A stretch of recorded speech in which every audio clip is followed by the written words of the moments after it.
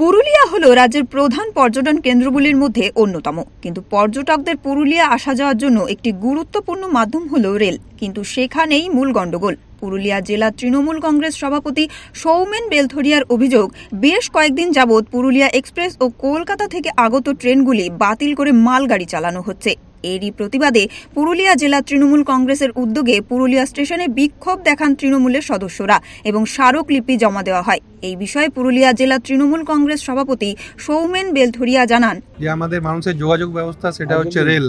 আজকে এই রেল পরিষেবা কিন্তু আমরা দেখতে পাচ্ছি যে বিগত একদম কয়েক বছর ধরে বলা চলে যে রেল পরিষেবা ব্যাহত হয়েছে বিভিন্নভাবে, যেখানে মালগাড়ি চালিয়ে লোকাল ট্রেনকে বন্ধ করে দেওয়া, কোথাও হয়তো দেখতে পাচ্ছি যে ট্রেনগুলি মাননীয় মুখ্যমন্ত্রী রেলমন্ত্রী থাকাকালীন চালু করেছিলেন, আজকে রূপসী বাংলা থেকে শুরু করে পুরুলিয়া এক্সপ্রেস থেকে শুরু করে সেই ট্রেনগুলো কিন্তু আমরা দেখতে পাচ্ছি যে একদম লেট করে রান হচ্ছে প্রত্যেকটা জায়গাতে, যেখানে টাইম যা নির্ধারিত টাইম তার থেকে 5 ঘন্টা 6 ঘন্টা লেট হচ্ছে।